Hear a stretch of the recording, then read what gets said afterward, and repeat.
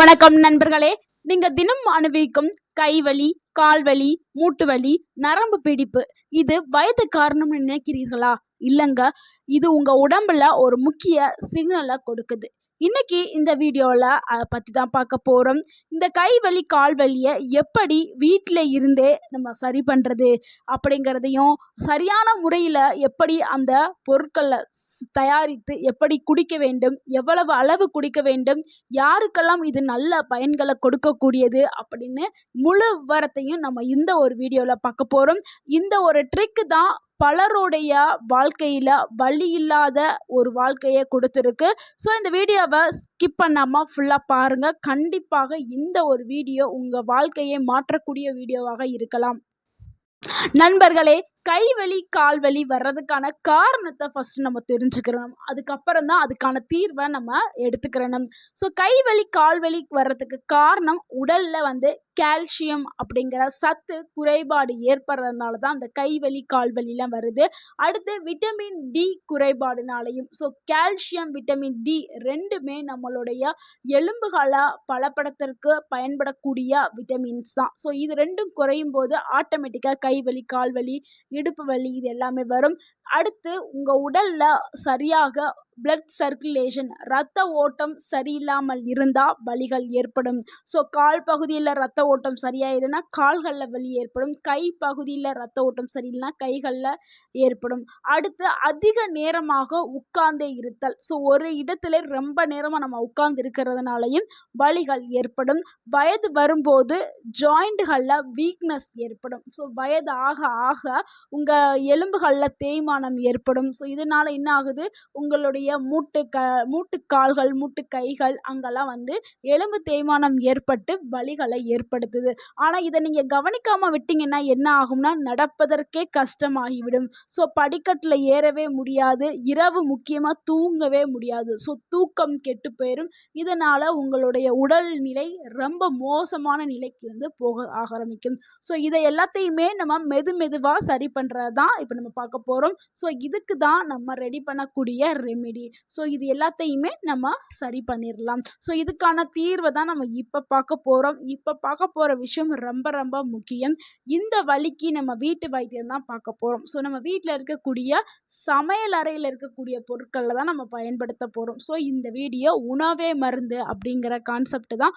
So இதை நீங்கள் பயன்படுத்துறதுனால எந்த ஒரு பக்க விளைவும் ஏற்படாது. முழுக்க ஆரோக்கியத்தை மட்டும்தான் கொடுக்கும்.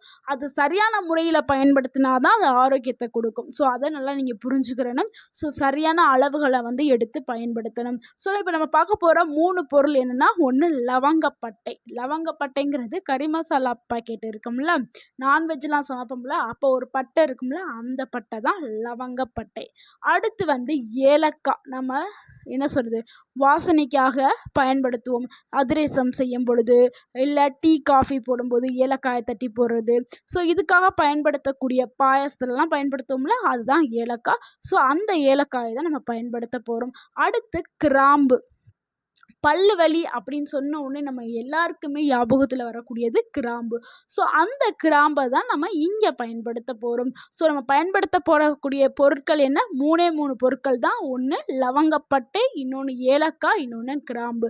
இந்த 3 பொருட்களையும் சேர்த்தா ஒரு சக்தி வாய்ந்த மருந்து மாதிரி நம்ம உடலுக்கு இது வேலை செய்யும். ஸோ நம்ம உணவு மூலியமாக நம்ம நோய்களை சரி பண்ணுறோம். ஸோ உணவு மூலியமாக இது எல்லாமே என்ன, உணவு பொருட்கள். ஸோ இந்த உணவுப் பொருட்களை எடுத்து நம்ம உடம்புல இருக்கக்கூடிய வலிகளை நம்ம போக்க போகிறோம். ஸோ இதனால் எந்த ஒரு பக்க விளைவும் இல்லை, எந்த ஒரு உறுப்புக்கும் இது டேமேஜ் தராது. ஸோ நல்ல ஒரு ஆரோக்கியத்தை மட்டும்தான் கொடுக்க செய்யும். ஸோ ஒவ்வொரு பொருளும் என்னென்ன நன்மைகள் கொடுக்குது அப்படிங்கிறத நம்ம தெரிஞ்சுக்கிறோம்ல. ஸோ அதுக்காக தான் இப்போ அதனுடைய நன்மைகளை பார்த்துடலாம். லவங்கப்பட்டை எடுக்கிறதுனால என்ன நன்மை ஆகும், இரத்த ஓட்டம் சீராகும். ஸோ இரத்த ஓட்டத்தை அதிகரிக்கிறதுக்கு லவங்கப்பட்டை பயன்படுது. அடுத்து உடல் சூட்டை பேலன்ஸ் செய்ய ஆரம்பிக்கும். அப்புறம் உடலில் இருக்கக்கூடிய வலி, வீக்கம் இது எல்லாத்தையுமே குறைக்கிறதுக்கு லவங்கப்பட்டை பயன்படுது. இதனால தான் லவங்கப்பட்டையை நம்ம சேர்க்குறோம். முக்கியமாக ஜாயிண்ட்டுகளில் ஏற்பட்ட அந்த வலியை குறைக்கிற வேலையை லவங்கப்பட்டை செய்யுது. அடுத்து நம்ம பார்க்கக்கூடிய 2வது பொருள் என்ன, ஏலக்காய் தாங்க. ஏலக்காயை நம்ம எடுத்துக்கிட்டோம்னா நம்மளுக்கு ஒரு நல்ல செரிமானம் ஏற்படும். உடல்ல இருக்கக்கூடிய நச்சுக்கள் எல்லாத்தையுமே வெளியேற்றும். நரம்புகள வந்து ரிலாக்ஸா வைக்கிறதுக்கு ஏலக்காய் வந்து பயன்படுது. அதனால தான் நம்ம ஏலக்காய உணவுல நான்வெஜ் சமைக்கும் போதெல்லாம் சேர்க்கிறோம். ஏன்னா செரிமானம் நல்லா நடைபெறதுக்காக.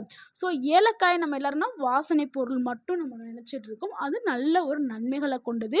இது உடல் முழுக்க சுத்திகரிக்கிற வேலையை வந்து ஏலக்காய் செய்யுது. அதாவது டீடாக்ஸ் செய்யுது உடலை. ஸோ நம்மளை சுத்தமாக வச்சுக்கிறதுக்கு ஏலக்காய். அடுத்து 3வது பொருள் வந்து கிராம்பு தாங்க. கிராம்பு வந்து மிகவும் சக்தி வாய்ந்த ஒரு வலி நிவாரணியா இருக்குது. அதனால தான் நம்ம பல்லு வலிச்ச உடனேயே கிராம்பை வைக்கிறோம். அது பல்வலி மட்டும் சரி பண்ணாது, எல்லா வலியையுமே சரி பண்ணுறதுக்கு கிராம்பு பயன்படுது. ஏன்னா அந்த கிராம்பில் ஆன்டி பாக்டீரியல் ஆக்டிவிட்டிஸ் நிறையா இருக்குது. ஸோ அதனால் என்ன ஆகுதுன்னா இது வலிகளை வந்து சரி பண்ணுறதுக்கு இது ஒரு சிறந்த பொருளாக இருக்குது.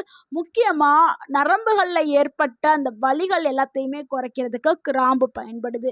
நிறையா சர்க்கரை வியாதி இருக்கிறவங்க என்ன பண்ணுவாங்கன்னா நரம்புகளில் வலி இருக்குது அப்படின்னு சொல்லுவாங்க. ஏன்னா அவங்களுக்கு நரம்புகளில் தான் பாதிக்கும். சர்க்கரை நோய் வந்து போய் நரம்புகளில் பாதிப்பை ஏற்படுத்தி நரம்புகளில் வலியை கொடுக்கும். ஸோ அப்படி இருக்கிறவங்கலாம் கண்டிப்பாக இந்த ஒரு ரெமெடியை எடுத்துகிட்டு இருக்கும்போது நல்ல ஒரு ரிசல்ட் கிடைக்கும். ஸோ வலியெல்லாம் குறைய ஆரம்பிக்கும். ஸோ இப்போ வந்து எப்படி இந்த 3 பொருட்களுடைய நன்மைகளை நம்ம தெரிஞ்சுக்கிட்டோம். ஸோ எப்படி இந்த பொருட்களை வச்சு இந்த ஒரு ரெமெடியை வந்து தயாரிக்க போகிறோம் அப்படிங்கிறத பார்க்கலாம். ஸோ இது ரொம்ப ரொம்ப முக்கியம். எவ்வளவு அளவு எடுக்கணும் அப்படிங்கிறத நான் சொல்கிறேன். சரியான முறையில் தயாரித்து குடித்தா மட்டும்தான் நம்மளுக்கு நல்ல ஒரு பலன்கள் வந்து கிடைக்கும், முழுமையான பலன்கள் வந்து கிடைக்கும். ஸோ இதுக்கு தேவையான பொருட்கள் என்னென்னா லவங்கப்பட்டை ஒரு சிறிய துண்டு மட்டும் எடுத்துக்கிறோங்க, ஏலக்காய் வந்து 2 எடுத்துக்கிறோங்க, கிராம்பு 2 எடுத்துக்கிறோங்க, தண்ணி வந்து 1 கப் எடுத்துக்கிறோங்க. ஸோ எப்படி செய்கிறதுனா தண்ணியை ஃபஸ்ட்டு நம்ம எடுத்து வச்சிருக்க எல்லா பொருளையுமே அந்த தண்ணியில் சேர்த்துருங்க. இதை வந்து தண்ணியை ஆன் பண்ணி ஒரு 5லேருந்து 7 நிமிஷம் வந்து கொதிக்க விடுங்க. ஸோ 7 நிமிஷம் கொதிக்கும்போது என்ன ஆகும்னா தண்ணியோட கலர் நல்லாவே மாறி இருக்கும். அந்த பொருட்களில் உள்ளே இருக்கக்கூடிய ஊட்டச்சத்துக்கள் எல்லாம் தண்ணியில் இறங்கியிருக்கும். ஸோ இதுக்கப்புறம் நீங்கள் அடுப்பை அமர்த்திட்டு அதை நல்லா நீங்கள் வடிகட்டிட்டு வெதுவெதுப்பாகவே நீங்கள் குடிக்கலாம். ஸோ ஆறி போயெல்லாம் குடிக்க வேணாம், ரொம்பவும் சூடோடையும் குடிக்க வேணாம். ஒவ்வொருத்தவங்களுக்கு நாக்கு பொறுக்கும்ல, ஸோ அந்த சூடு இருந்தால் போதும். அந்த சூட்டோடு நீங்கள் குடிச்சிங்கன்னா தான் உங்களுக்கு முழுமையான ஒரு நிவாரணம் கிடைக்கும். ஸோ இப்படி தான் குடிக்கணும்.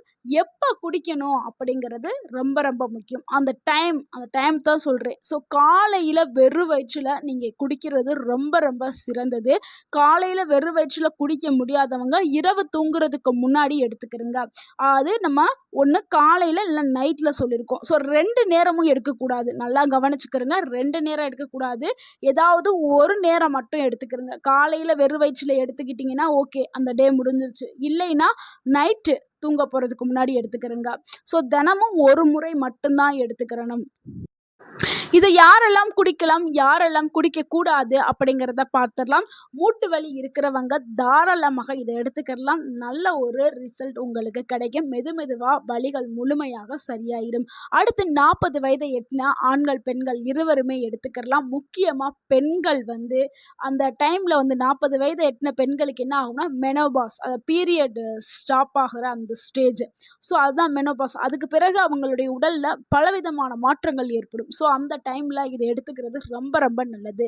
தவிர்க்க வேண்டியவர்கள் யாருன்னா கர்ப்பிணி பெண்கள். உங்களுடைய மருத்துவர்கிட்ட நீங்கள் ஆலோசனை பெற்றுட்டு தான் எடுக்கணும்.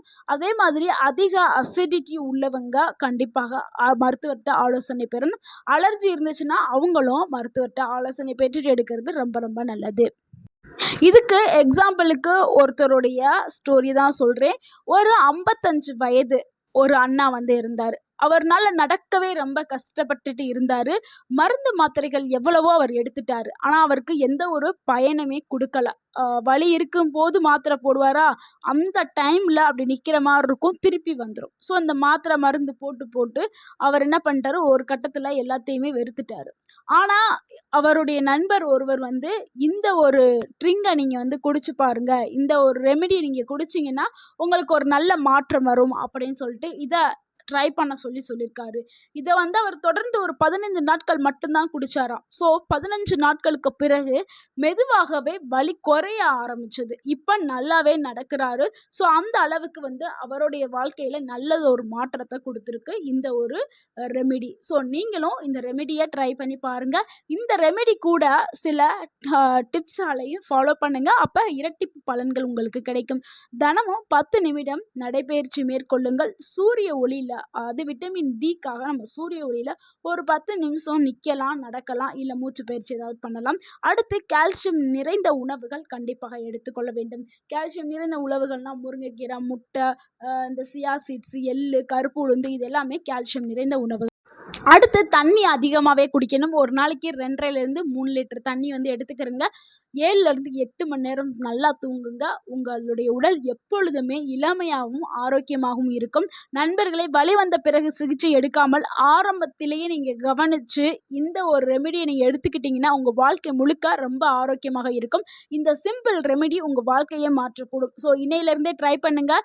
இந்த வீடியோ உங்களுக்கு பயனுள்ளதாக இருந்திருந்தால் இந்த வீடியோக்கு ஒரு லைக் பண்ணுங்கள். இந்த வீடியோவை உங்களுடைய ஃப்ரெண்ட்ஸ் அண்ட் ஃபேமிலிக்கு ஷேர் பண்ணுங்கள். மறக்காமல் எங்கள் சேனலை சப்ஸ்கிரைப் பண்ணுங்கள், சப்போர்ட் பண்ணுங்கள். கமெண்ட்டில் இன்றைக்கே ட்ரை பண்ணுறேன் அப்படின்னு சொல்லிட்டு கமெண்ட் பண்ணுங்கள். இதை குடிச்சதுக்கு அப்புறம் எப்படி இருக்குன்னு உங்களுடைய அனுபவத்தை சொல்லுங்கள். தேங்க்யூ ஃபார் வாட்சிங்.